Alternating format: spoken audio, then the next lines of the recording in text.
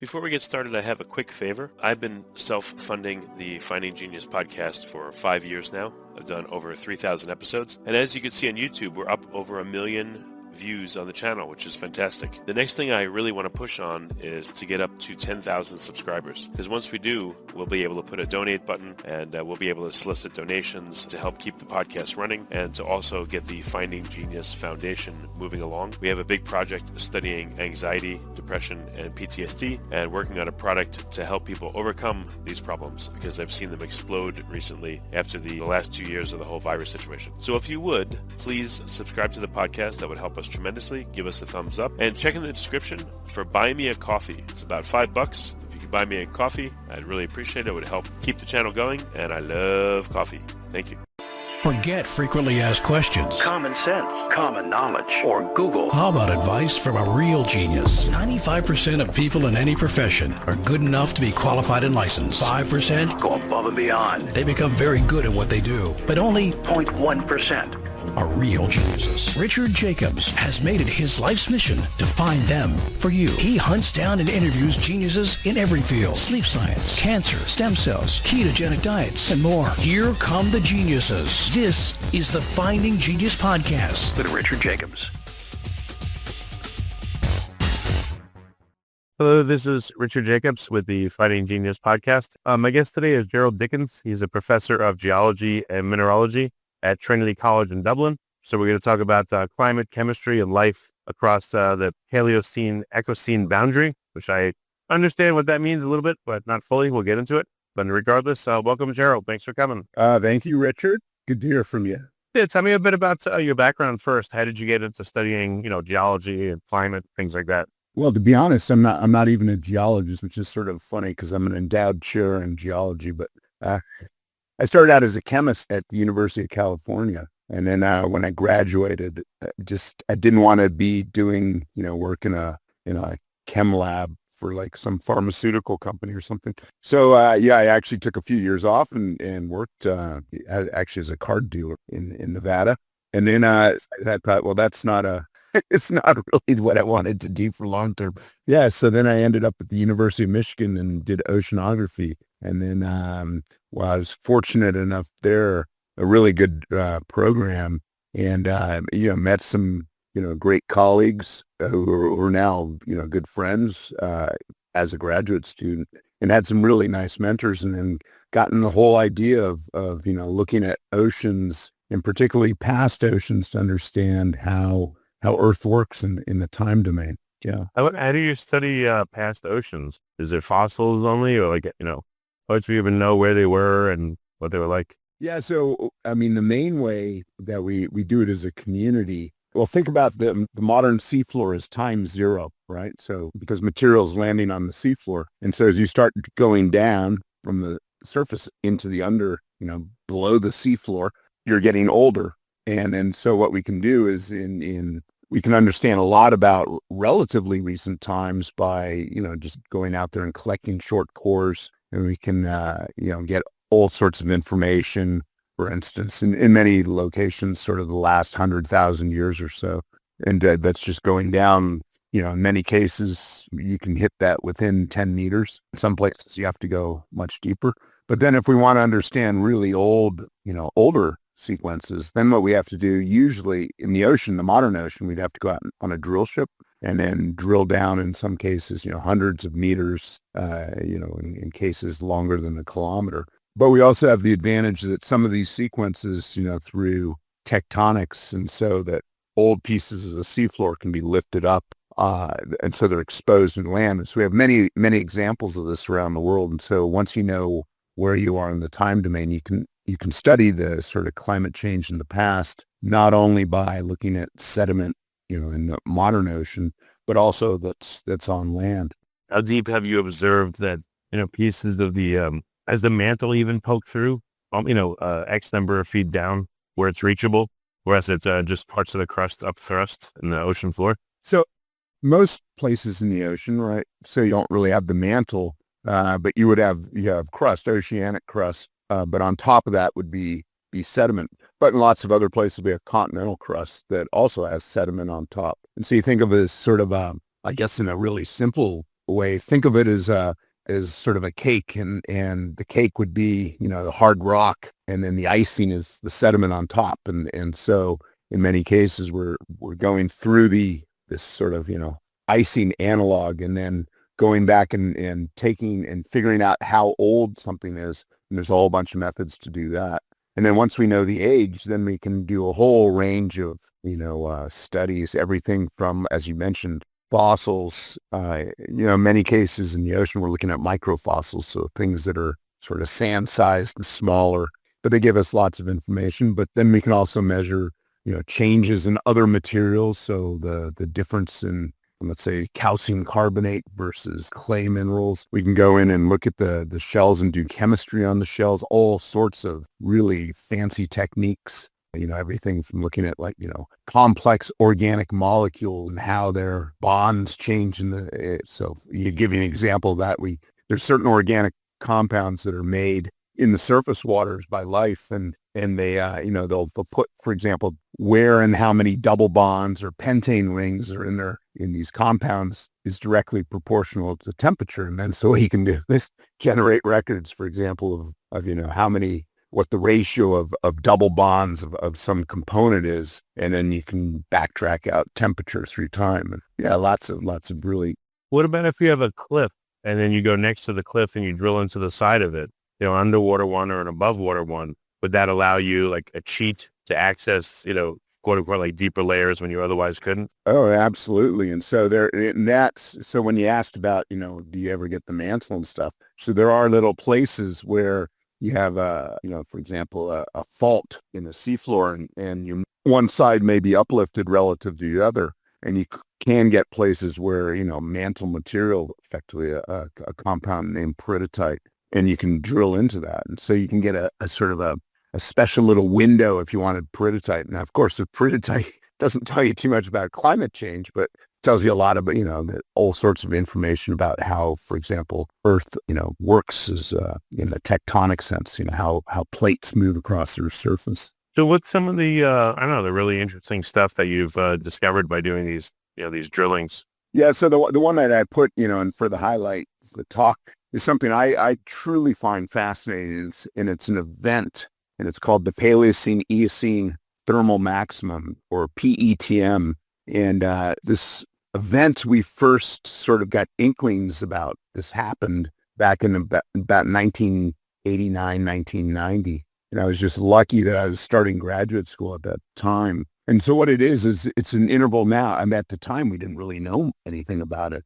But then quickly, within about 10 years, we'd figured out that this is sort of our best past analog for what our future is going to look like. And so it's a time interval, and it turns out it's about 55.9 million years ago, which seems a long time. And it's this really rapid event where temperatures across Earth's surface increase by, on average, somewhere around 6 degrees centigrade, or 10 degrees Fahrenheit, all the way from high latitudes near the poles all the way to the equator. And so you can imagine, we're as a society today, we talk about changes of one degree, 2 degrees, and then in the future, several more degrees. But we having this really rapid event in the past. How could that have happened? How could the whole Earth have warmed like that?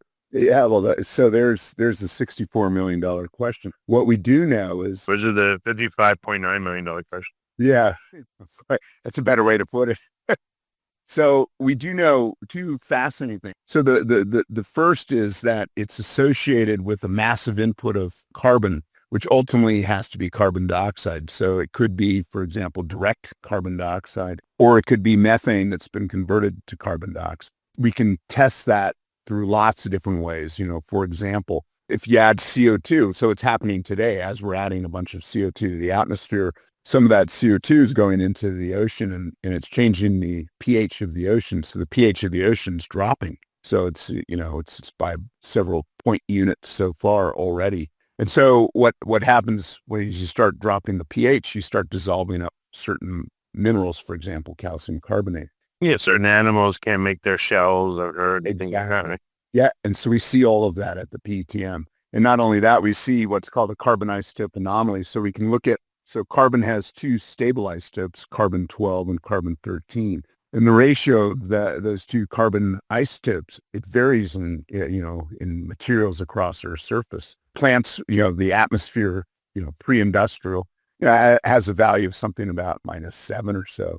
And the ocean had a value of about 0. But as we're starting to pump in a lot of, CO2 coming off oil, gas, and coal, that's adding carbon that's got not only is the CO2 going up, but the carbon ratio of 13 to 12 is dropping very quickly. And because those fuels, those fossil fuels that we're burning have gone through in the ancient history, photosynthesis, which fractionates and changes the ratios. So right now we're generating this carbon isotope anomaly. How could you generate these isotopes? I don't understand. Okay, so if you just think, so you have two, carbon has two stable isotopes. So both of them have 6 protons. So you look on the periodic table and you see a 6, for carbon.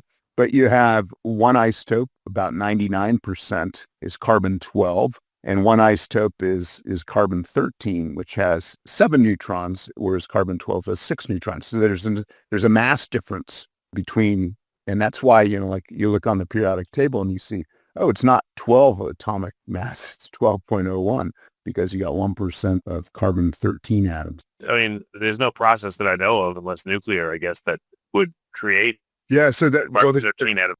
Exactly. So these are what we call stable isotopes. And so, when you have an isotope there, so you've heard of carbon-14. So carbon-14 is radioactive. And so what happens is you can take a nitrogen-14, you hit it with a cosmic ray, and then that goes to carbon-14, which then decays through time by a process called beta decay over about 5,700 years. And so that's when you think of, there's radioactive isotopes. But you also have stable isotopes, and these are things that if they're in a closed box, the ratio doesn't change. Except what happens is, let's say you have 2 boxes. In a really simple case, you have an atmosphere and a plant. And the plant is taking in CO2 through photosynthesis, right? But it's easier to take in a 12 carbon atom because it's got a different mass in the CO2 than a 13 carbon. So plants preferentially take in the 12 carbon. So all organic carbon, produced by plants is enriched in 12 carbon relative to some standard, which, we define as a carbonate value. And so all plants are significantly enriched in carbon-12 relative to carbon-13, relative to the atmosphere and the ocean. And then so if we take those plants and, we turn them into coal and then burn that coal, we return that carbon-12 into the atmosphere. And so what happens is the ratio of the atmosphere starts changing. And so that's... How would this affect your ability to date things using carbon dating, your organic matter? How do you account for this change, for this preferential uptake? So that's actually a great question. So if we look at old objects, if we go back to, let's say, the Paleoceanese, there is no carbon-14 because we're way, way past the half-life. So all carbon-14 would have decayed. So once you get beyond about 40,000 years, you can't use carbon. And so when you're looking at million-year, but, it's important because, yeah, of course, when, let's say you have plants and you have some amount of carbon-14 in the atmosphere and carbon-13 and carbon. So now you have 3 isotopes. And if you're going to date something by radiocarbon, you have to think about how much plants are going to, and they preferentially take in 12 carbon relative to 13 carbon and definitely exclude 14 carbon. And so the plants have a starting value that you have to account for. Yeah, so all of that, that's been well known for a long time. Yeah, these processes that what we call fractionation, or as you have a chemical process that separates the isotopes out. Yeah, but even when you use carbon dating, how do you know how much preferential carbon-12 an organism will take up and thereby date it? I guess, when they die, there's no preferential uptake, but still, how do you know what the difference will be? So what you do is so you have a plant. The plant's at time 0, and so it's pulling carbon out of the atmosphere, and it's uptaking through photosynthesis carbon-12, carbon-13, and carbon-14. Well, the ratio of carbon-12 and 13, we know the fractionation process. What we don't know when the plant is formed, and this is a really important concept, is we don't know the carbon-14 content in the atmosphere, let's say, 5,000 years ago, because it depends on the flux of cosmic rays. And so the amount of carbon-14 relative to the other two isotopes can vary in the time domain, as well as, any sort of fluctuations like us coming along as humans and adding the carbon, preferentially carbon-12 back to the atmosphere. So the composition and the relative ratios are changing through time. But once you can reconstruct those ratios in the time domain, then you can take once you know and figure out the starting value, then you can go back through and then calculate an age. And so, because the carbon-14 will decay once it's out of communication with the atmosphere. So what kind of research questions are you trying to answer right now? Yeah, so the big one, so we have this event, the Paleoceanocene thermal maximum. So this event at 55.9 million years. And we know that the temperature, we've done, a lot, you'd say, well, how can you reconstruct the temperature back then? Well, one is, I gave you an example, for example, an organic compound, certain organic compounds will preferentially they'll change their structure based on temperature. But we can also look at things, let's say the magnesium-calcium ratio of a microfossil. And that also depends on temperature. So if you know the composition of the ocean, the magnesium-calcium ratio, the amount of magnesium relative to calcium that's taken up by the shell is temperature dependent. Or we can look at oxygen isotopes. So again, if we think about oxygen, there's an 18 oxygen and a 16 oxygen stable isotopes. And that process of taking the 16O and the 18O in the water and putting it into a calcium carbonated shell,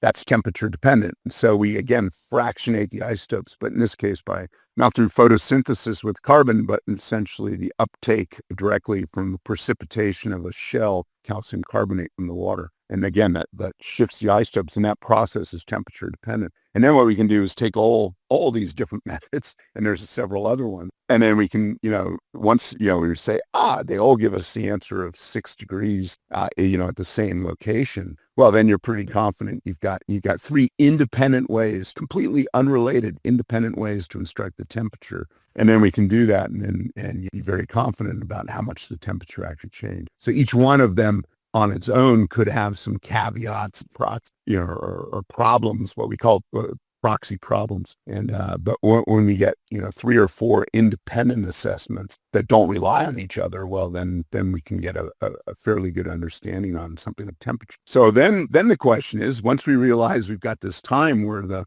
world goes crazy in terms of temperature, then we start asking questions like, okay, so what happens to the environment? One of the most fascinating ones that we figured out sort of about 20 years ago was that the hydrologic cycle changed. And so if you start warming the world, you start adding a lot of moisture into the atmosphere because warmer temperatures hold more water. But what ultimately happens is that water, the seasonality of that, because as the water gets in the atmosphere, eventually it's got to come out as rain. And so once you get into a new mode, and what we quickly realized from the sediment, just looking at sediments, if we go across the PTM, it looks like just sort of massive flash floods, and we see on marine sequences suddenly these bursts of clay minerals that are coming from rivers, and they go right across the interval of warming. So you put it together and you're like, wow, it's like the hydrologic cycle and flooding is just completely changed in a warm world. You're in a whole new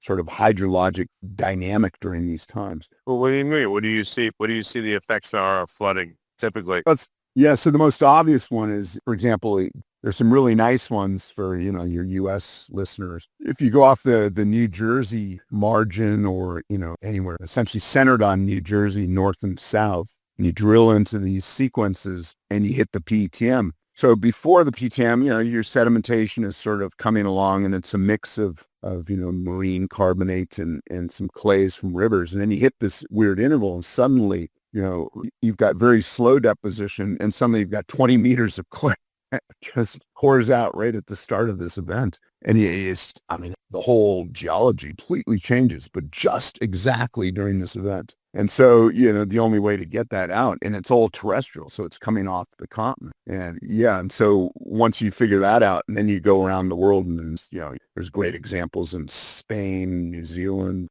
pretty much any continental margin that we look at, there's this massive clay layer that's formed, but just during this very, very short event. And really the only way to get that is somehow you've got to get, and unfortunately there's very good examples like, I don't know, a week ago in Valencia, or, last year in Libya and other places. And so what happens is when you get a lot of rain very, very, very quickly, especially in a dry area, what happens is you just strip all the mud, and so these rivers are coming out, but they're not clear. It's not clear water coming out. It's like, it looks like, big brown soup as these rivers are coming out. And of course it goes into the ocean. So if I agree with you, I could say my sentiments exactly.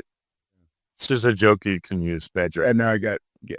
That in itself is like one of the examples. There's a response that, interestingly, when you run, when people have run climate models, they say, okay, 100 years in the future, what's the world going to look like? And they come to this conclusion. And then what we go is we look at the PTM, we say, yeah, we already sort of figured that out. But it's not only, the hydrologic cycle, all sorts of things. And so, for example, organisms, back in 2004, so going back, 20 years ago, we went and drilled pretty effectively the North Pole. We were at 88 point something degrees latitude, pretty close to the North Pole. And we drilled into the sediment. So you got to ship out there an icebreaker, 3 icebreakers. And we connect all the pipes, get down to the seafloor and start drilling. And we got down to this BTM horizon down about something like 350 meters below the seafloor. And we look at the interval, and again, it stands out. All the organic compounds suggest 6-degree warming. And, another odd thing is the sediments suddenly become laminated. And what does that mean? That means you've lost the oxygen, because in most places in the world, in the ocean, the sediments are what we call bioturbated. You have things like sea cucumbers, worms, other organisms going and constantly churning up the seafloor like wheat harvesters. But if you make the oxygen low enough, those organisms can't live there. And so the sediments, then you just get nice little layers in what we call laminated sediment. So the PTM goes laminated in the Arctic at that time, and in many other locations too. So again, and so you start thinking, So what do you think conditions were like at this time? You said it was 6 degrees warmer approximately. So how long did it last? And what could you tell about life and about what was going on back then? Yeah. And so, the timing, it's really, really hard to get the onset. So we know it's less than 10,000 years, definitely, the onset. So this carbon burst and the warming all happens within 10,000 years, but it's probably faster. It's just that we don't have the ability to really get in there and nail the age of. So we know. How thick is the layer? Well, it depends where you are. So like on New Jersey, it's 20 meters thick, and that's just the onset, because you can imagine if you're in a shallow basin, let's say your water depth is 40 meters and you have, let's say, the wave base, and so the waves are constantly turning over. So if you suddenly pile up 20 meters, you can't pile up anymore. And so you can only fill up a hole so fast. And so we don't even see the whole event on the New Jersey margin. We just see the very start of it. But in our other places, if we're way out in the middle of the ocean, we do see the whole onset and the recovery. And that's the interesting thing. It's about, so you have the onset somewhere on the order of, let's just say, well, there's extreme people, some people have suggested really fast, almost instantaneous. I don't think there's good evidence for that, but I think it'd be safe. You don't think there's good evidence for what?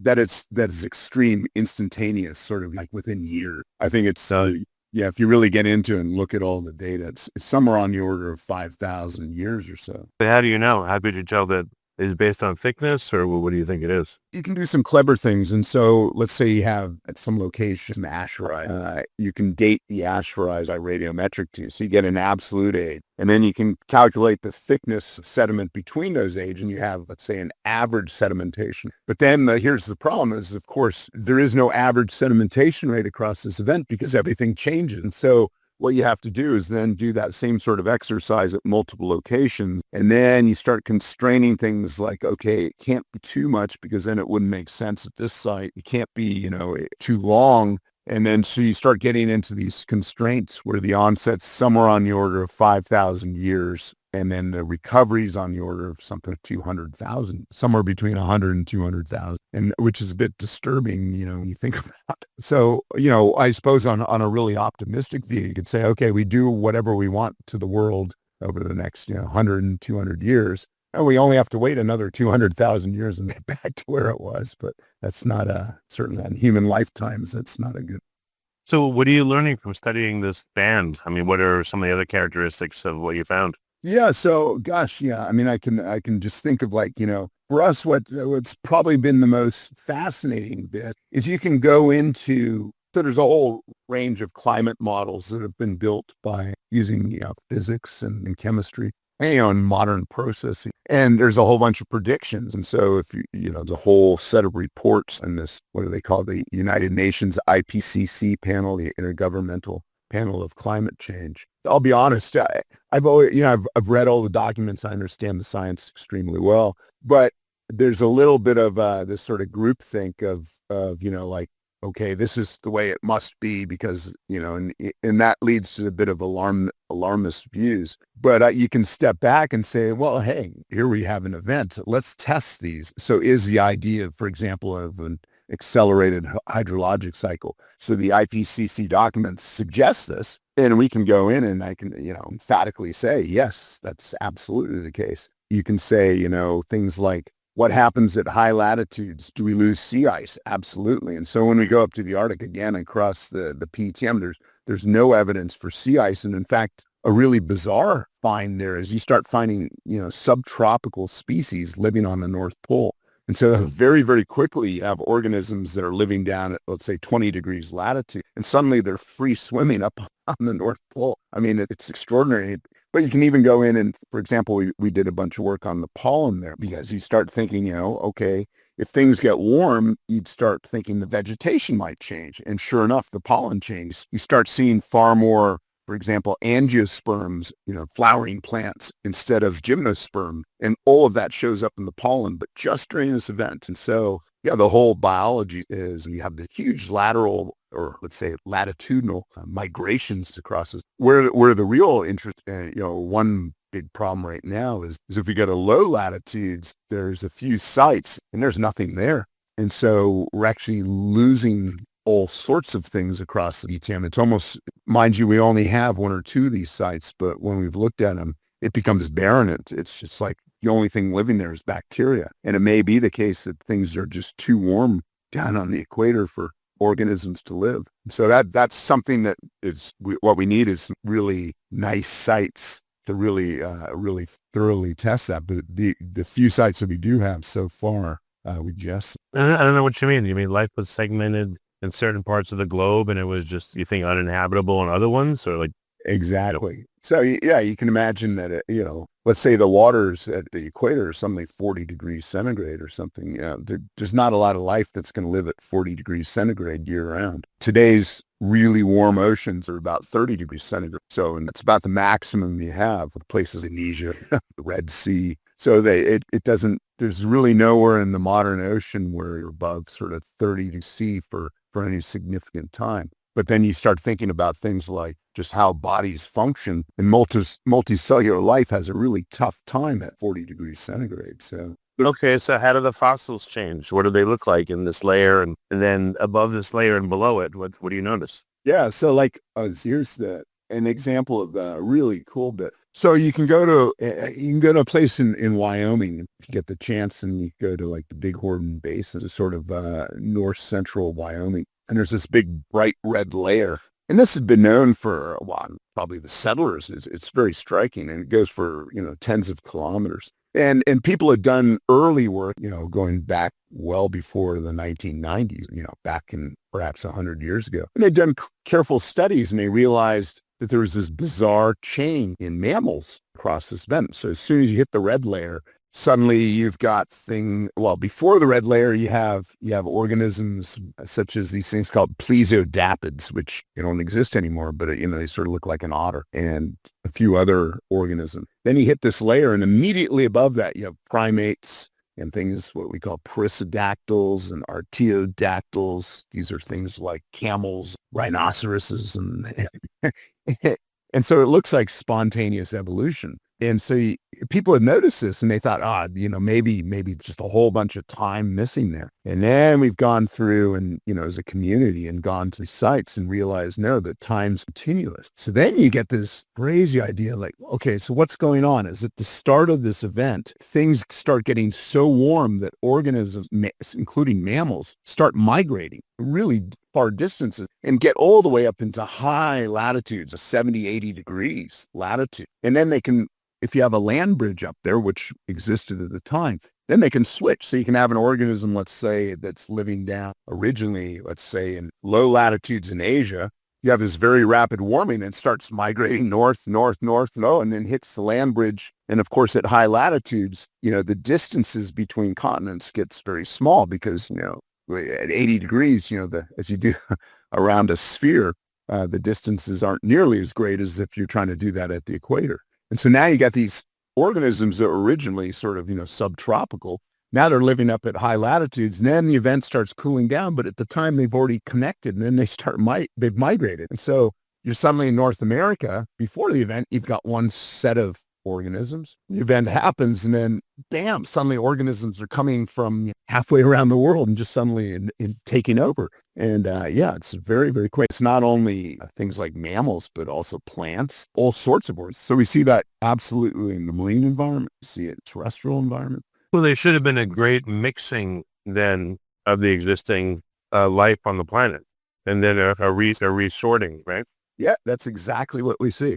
Yeah. And so if you think of it, for us, it's sort of interesting is that we can't find any primate fossils until this event. And then bam, suddenly primates are on multiple continents. So there must have been some proto-primate, presumably it's slowly evolving somewhere. And then it was Panacea, and then took over the planet. But we find similar things in, for example, marine life. There's a type of marine life, single-celled organism, dinoflagellate. And we find that during this event, there's one subtropical genus, I think called a Pecodinium, just takes over the world. And so you go from, there may be 1% of this organism at, say, 30 degrees latitude and 0 at anything north of that or south. And then suddenly during this event, you've got populations, 80, 90% of this one genus, all the way from 60 degrees north to 60 degrees south. And so it's like one genus. Is that after this happened and creatures returned to the middle latitudes, or? Yeah. And so like plants are a good one. And so plants, what happens is before the PTM, you have one set of plants. For example, if you go to Wyoming, during this event, you have plants just didn't exist anywhere around it. It's sort of like, where did they come from? And then after the events and things cool down, so sort of this 200,000 year decay afterwards, the plants come back sort of what they were before, but you've already changed things. And so the ecosystem's not exactly the same, not the exact same, genera and species, but similar one. And so you have what we call excursion time. And so during this event, things are just very, very oddly different in life. But then you get things that sort of come back the same, but they're not the same because, if an organism goes extinct, it doesn't reappear. And so some things migrated into refugia. How do you know that, so when you do drilling, I would think you would get microfossils, fine. But how do you get the macro ones so you know that primates suddenly appeared? Are you able to correlate with land-based sampling and you just know the age because of the radioactive isotopes that you're using to date everything, or how do you know it's at the same time? So that is an absolutely fantastic question, and it's actually solved through these carbon isotopes that I mentioned earlier. And so what happens, of course, if you're out there in the middle of, let's say, the Pacific Ocean and you're drilling a site, and we get to this layer, the PTM, then we go to Wyoming, it's on land, so it's exposed in outcrops. So you drive your car and see it on a cliff. And you say, well, how do you know that these two things are the same? Well, because what we can do is measure the carbon isotopes going across the event. And so we go into the ocean, we can look at, let's say, shells that are made out of calcium carbonate. And suddenly we hit this event and we have this whopping change in the ratio of 13 carbon to 12 carbon. So it gets very, very enriched in 12 carbon. I thought beyond 40,000 years, though, you said carbon dating doesn't really help. So that's for 14 carbon. So we have these three different isotopes. So 14 carbon decays very quickly, geologically quickly. And so after about 40,000 years, there's no carbon 14, but you still have the relative ratio of carbon 12 and 13. And so what's happening is some massive amount of presumably fossil fuel carbon is going into the system very quickly. And that changes the atmosphere. And because the carbon in the atmosphere is linked to the carbon in the ocean, the entire global carbon cycle gets flooded with 12 carbon. And so you can just generate records and then you can just line them up and you see this spike. And you can see the spike that goes right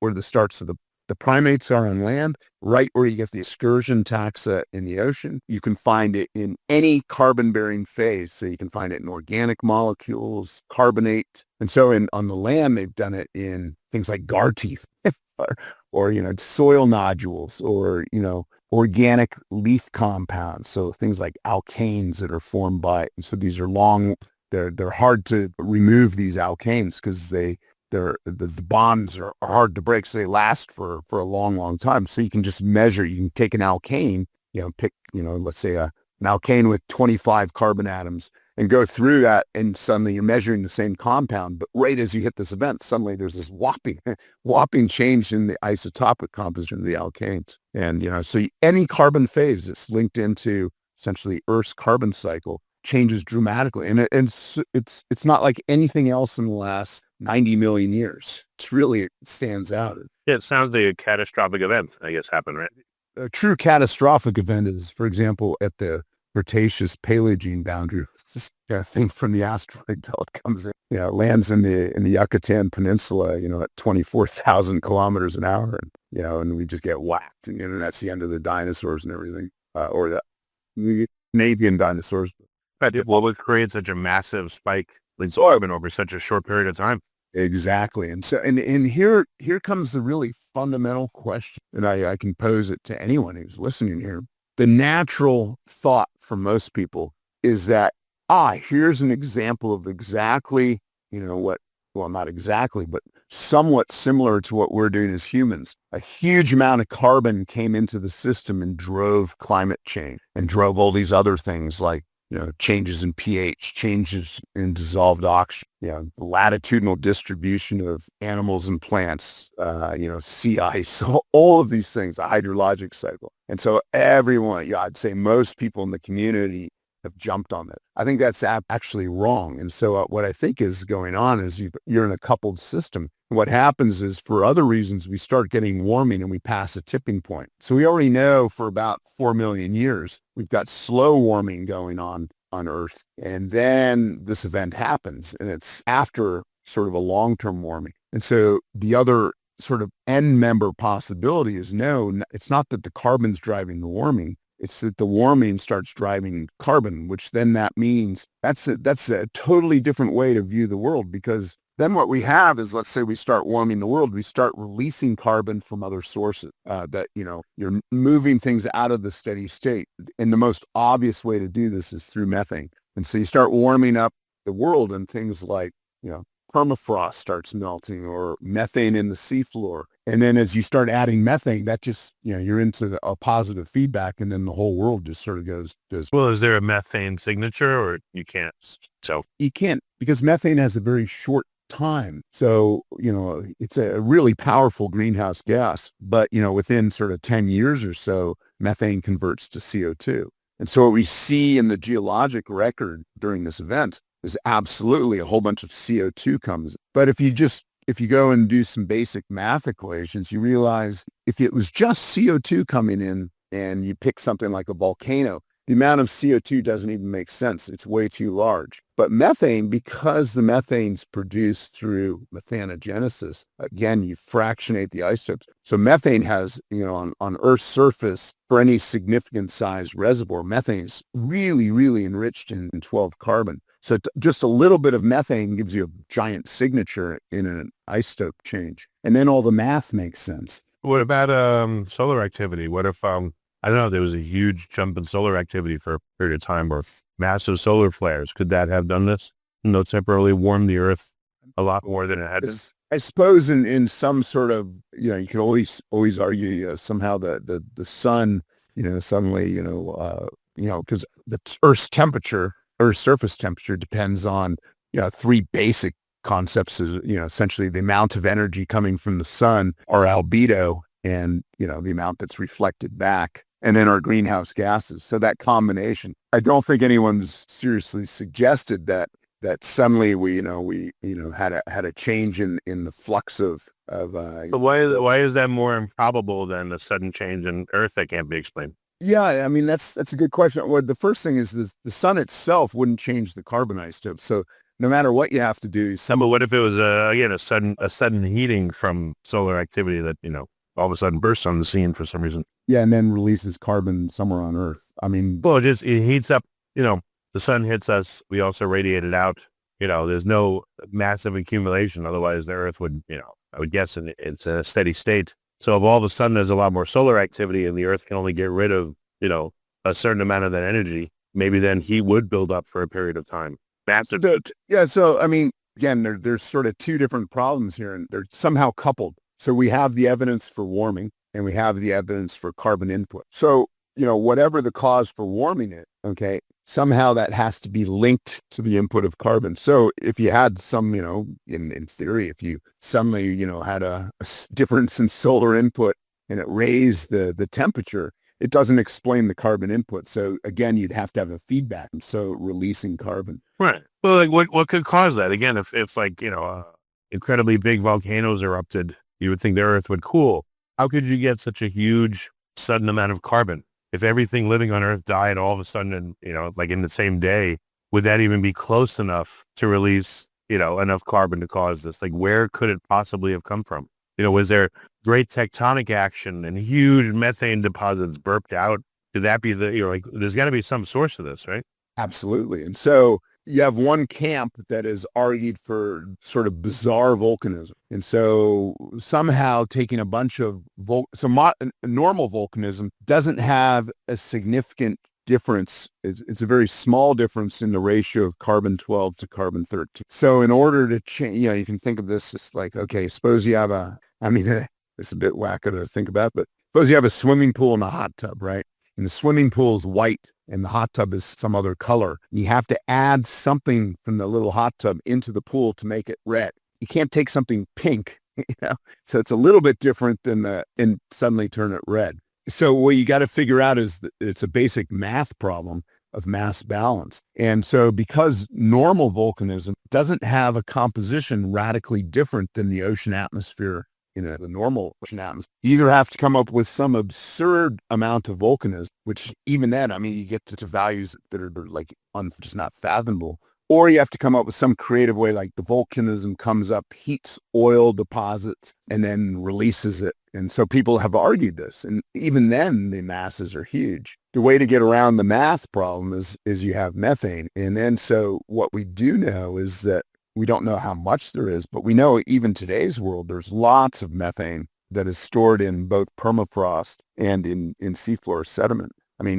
Huge amount. The question is, can you warm the planet up and then suddenly start discharging? So it's not like that methane is suddenly formed and then goes. The methane had been forming for millions of years, but you have a mechanism to suddenly get it out of the system. And if that's the case, then our own future becomes interesting, because that's not really even anywhere in the sort of IPCC reports, I had thought that, one of the ways in which we could have sudden catastrophic climate change is that gigantic methane hydrates that are buried in the sea. Somehow there's a large earthquake which breaks them apart and they come to the surface and release massive amounts of methane. I don't know how possible it is, but, perhaps that's the way. Yeah, it wouldn't be so much earthquakes, but you can just imagine if you have temperature. And so, it all depends on how much methane there's. So certainly people have suggested. It just seems like no one has identified how possibly you could have this massive increase in carbon. Who has put numbers on this? How much of a dump of carbon, how many gigatons or teratons or whatever would be required to cause this over a period of time? Well, I'm sort of laughing because, that was my Ph.D. thesis. Oh, wow. Yes, I have done all this. You remember everything you ever wrote in it? Tell me about it. 30 years ago. Yeah, and so I got to think about that. Yeah, it's about 30 years ago. 28 years ago, I guess. I remember like it was yesterday. Yeah. Yeah. So I know it'll take some time to remember, but yeah, and I, did the crude modeling and all of that. So yes, but I hesitate because I hate promoting my, my own idea. This is the right way. But so far, and I'd still say, want your speculation and I welcome it. I'm not here to say like, oh, I have my own theory and I don't hear you say anything, there's no, that's not like I'm going to lose my professorship at my university or something. So you can speculate in it. I won't be upset at all. And so, Yeah, and so to do this, I still think like 30 years later, it's the best explanation. So if you warm the bottom waters by, let's say, 5, 6 degrees, of which there's plenty of evidence for that, and then all you have to do is you have to propagate heat down the geotherm. So today, the seafloor has some temperature, and then as you go below, as you start going down, the sediment gets warmer and warmer. At the same time, you've also got pressure. And so the combination gives you a lens or an area where you can precipitate methane. And that lens is huge. And so what happens is, how much methane exists in that lens, both as dissolved gas, as free gas, and as solid gas, what you talked about is gas hydrates or clathrates of methane. And the problem is those volumes or those masses, if you will, aren't very well constrained, even 30 years from, when we first started ingesting this. And you've had, in fact, it's worse because you've had people come along and really try to push other ideas without really understanding the basics for how methane's distributed. So there's a wide range in estimates right now. And then, of course, that's for today. And so then the problem comes is, okay, we go back, 56 million years. How much methane we have then? And a similar argument also would apply to permafrost too, which also has a large amount of methane. What would be a leading or a lagging event, though? There has to be, I can understand, yes, you could figure out the lagging events. The permafrost would be affected once temperature goes up, but what, again, would cause this huge input of carbon? And again, I don't know if you remember from what you calculated, but was it teratons? I didn't even know the words for it. The modern sort of carbon system today, if we think of the earth, the ocean, and that's somewhere on the order of about 35,000 gigatons or petagrams. So we'll just keep with gigatons. So 35,000 plus or minus for the ocean. And that's pretty easy to calculate today. The soil and humus and biomass today, it's on the order of, 2,500 gigatons. And then the atmosphere, before we came along as humans, had about, 600 or so. So the whole mass is, to make things really simple, is about 40,000 gigatons, okay, is the mass of carbon in the modern carbon cycle. And this mass is going back and forth between the atmosphere and the ocean by gas exchange. It's going back and forth between the terrestrial biomass and the atmosphere through photosynthesis and respiration. So this 40,000 gigatons is sort of sitting there. And each pool has a slightly different ratio of 12 carbon and 13 carbon, with the biomass being very enriched in 12 carbon because of the photosynthesis. And then there's sort of normal inputs and outputs. Before we came along as humans, it's on the order of about 0.4 gigatons per year. And then we're coming along now and we're adding about it's probably a little bit more than that now, about 10 gigatons of carbon per year. And so, over the last, and that's been sort of exponential. So we're adding 10 out of 40,000 total floating around. Yeah, and then in total so far we've added, it's on the order of 200 gigatons so far. Okay, but what we're adding though is coming from a source, so that would be depleted. We're not really creating out of nothing, but well, most of it's not created. Yeah, and so most of that's coming from oil, coal, natural gas, which don't really participate in this sort of what we call the exogenic carbon cycle, where we have carbon spinning around on their surface. I guess so. I get exchangeable or free carbon. What would be the number on that? And then what does our current contribution represent as a percentage? You have about 40,000 in the Earth, ocean, atmospheres. You have about 0.4 in and out of that system to places like oil, gas. And so, it takes millions of years to build up, oil and gas reservoirs. And, you have to bury the carbon, and it's got to go through a bunch of processes. So you have this trickle in and trickle out from this rapidly spinning over carbon cycle. And then what we're doing as humans, we're tapping that big reservoir down below with, if you take all of the oil and natural gas, coal together, sort of a significant pools of carbon. We're not talking like old dispersed carbon, just the conventional ones. You're talking somewhere on the order of 5,000 or 6,000 gigatons. It was like, if I was God and I had a gigantic canister of carbon and I opened it, my goal is to warm the Earth right now about 6 degrees. How much carbon would I need to put out to do that? Well, you don't have to be God because we're doing it right now. Yeah, but you know what I mean? What would be the calculation in order to emulate what you see in this boundary from 56 million years ago? What is the calculation of how much you estimate would need to be put out suddenly? So that in itself is an interesting question. So there's two ways to get at the question you're asking. One is to ask, okay, if we have a carbon source, how much do we have to add to change the isotope? So forget about any temperature effect. And the amount, let's say if you want to do with methane, you have to add somewhere about 2,000 to 2,500 gigatons of carbon. So on order about what we will do over, the course of 300 or 400 years as humans. So, but back in that time, maybe over 5,000 years. And so that's about the mass that you're thinking if it's methane. If you want to say that it's some other source like volcano, then you get these numbers, like 50,000 gigatons, which is like 10 times more than we could possibly put in as humans from oil, gas, and coal. And so you start getting these bizarre numbers. But then you could turn it around and say, okay, how much do we have to add to cause the warming? So suppose it was a carbon drove all of the warming. That becomes in itself a really fascinating question because people have assumed for a while that we have something, fixed, what we call Earth sensitivity. And it's always been this idea that, okay, if we double the CO2 in the atmosphere, we increase the temperature by 3 degrees, sort of, we double the CO2. So then the question you say, so what we have to do is double the amount we can calculate the amount to cause a 6-degree warming across this event. The problem, though, is that we don't really know Earth sensitivity that well. And in fact, until a couple of years ago, we had this very sort of standard view of Earth sensitivity.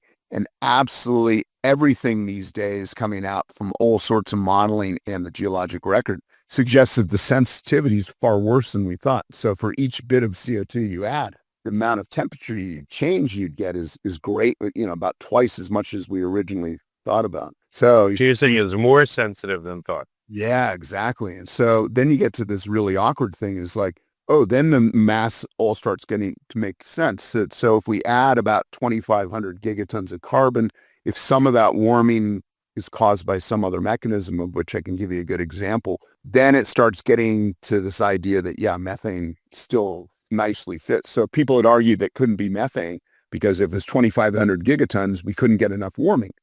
But the problem is they were using sensitivity that we don't think is correct. And so there's these very strange arguments that so you're hitting at some great questions. If it is methane, then that makes the most sense. Where would a source of that much methane come from? How much methane would be needed? And what form do you imagine it would take? Could it come exogenously or endogenously only, or You'd have to add about 2,500 gigatons of methane. And so what you can do is then could a comet have a payload anywhere close to that large, or is that no way? Well, people have argued that. So people have suggested a comet came in that leaves no trace except for the methane it all entered. But of course, that's not consistent with the fact that this event clearly has a geologic time to it. And so it's not like an instantaneous input of carbon. There's various ways to figure that out quickly. So if you just suddenly had, let's say, a comet add a whole bunch of carbon, what would happen is you flood the atmosphere, with that anomalous carbon, but the deep ocean wouldn't see it until you propagate that carbon to the deep ocean. So the analogy today is we're adding all this fossil fuel carbon to the atmosphere. We're starting to see it in the shallow ocean, but if we go to the deep Pacific and you collected water there, you have no idea that humans were even on Earth. And so there's even more factors. Yeah. What's the disbursement rate, carbon inputs throughout the whole globe?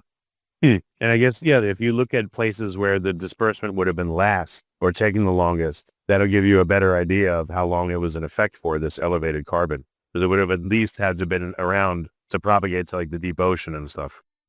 Tried some very clever ways to do this. So for example, we can go to a deep ocean site, right?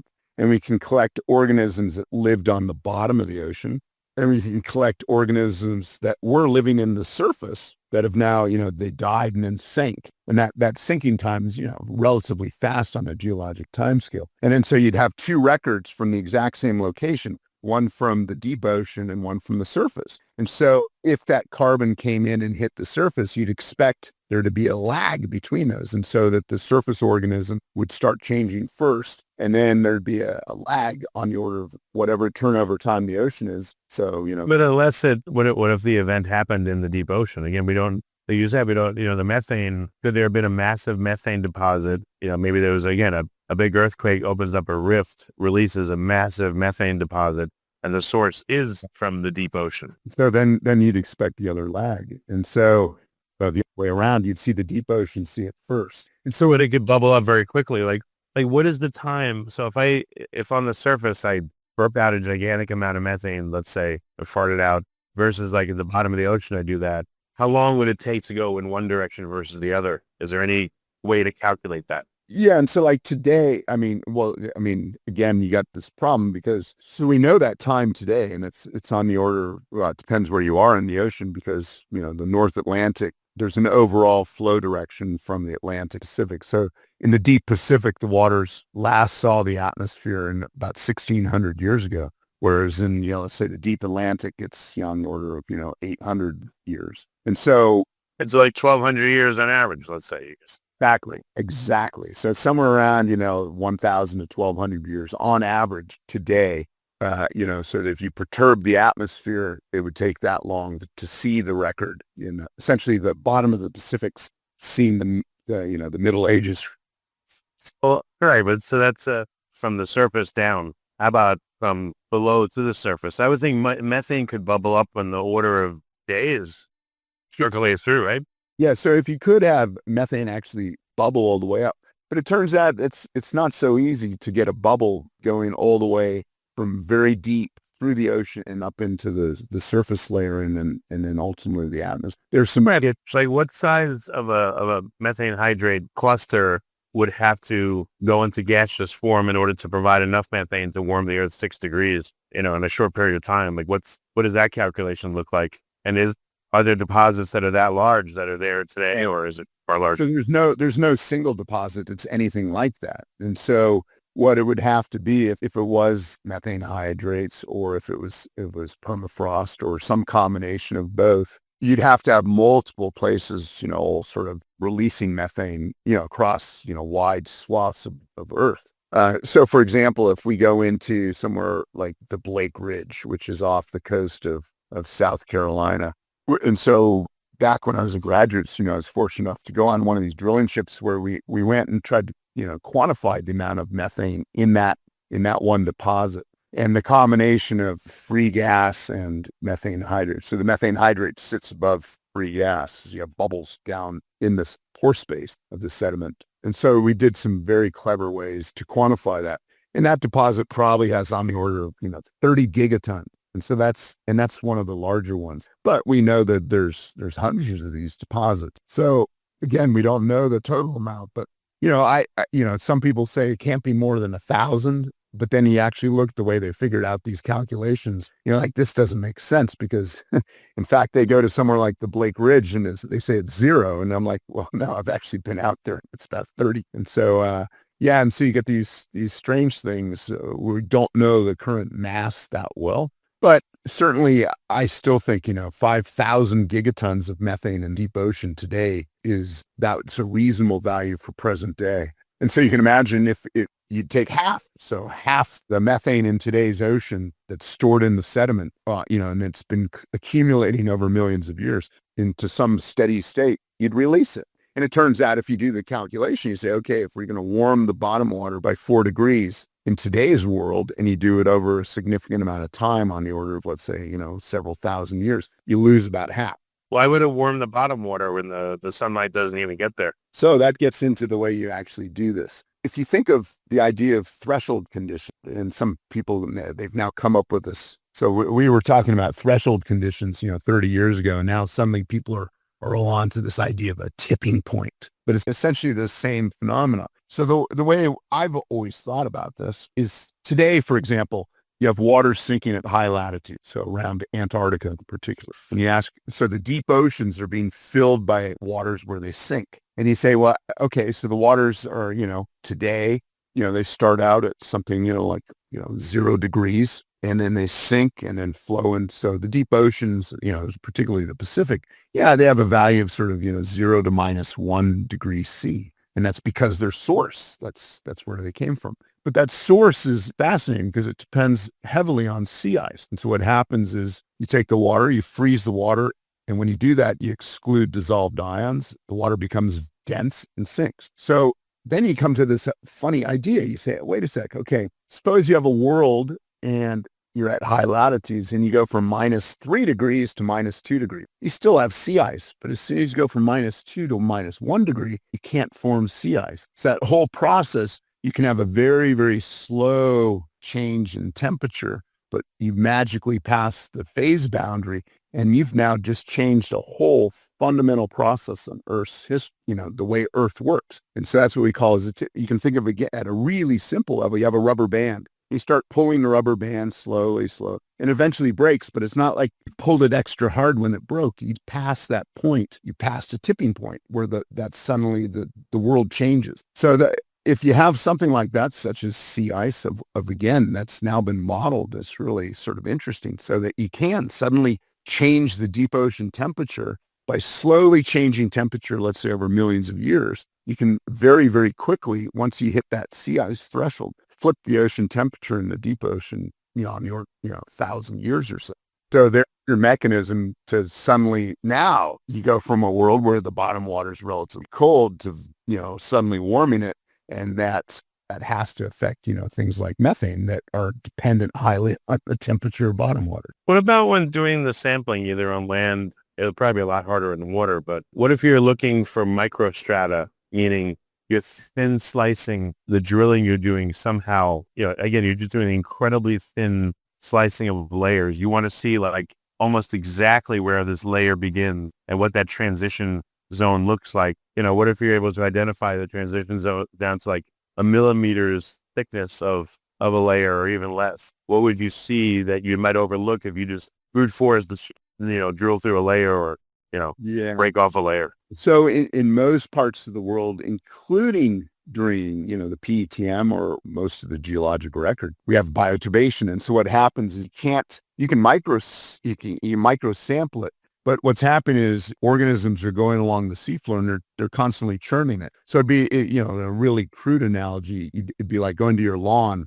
and you say, oh, I put the fertilizer, right at this point or whatever you want. And then you go through with a rototiller and then try to, and say, oh, now I'm going to well, it doesn't make any sense because you've now completely churned everything over. So you can't get anything on the timeline. And so in most places in the world, it's very, very difficult to get anything better than 1,000 solution because just the churning over of material. Where you have that ability, it's in laminated sediment, so that you've lost the bioturbation. Right. And so what we really want to do is get laminated sediment that goes through the start and, before, during, and after this. It turns out we find laminated sediment during the PTM, but it's already started. And in fact, the laminations are probably because we've warmed up the water. And as you warm up the water, you change the density. You also change the solubility of gas. And so at a location, suddenly your oxygen concentration is less, especially also if you include methane. What if the place you're sampling was wet and that's why there was no lamination, and then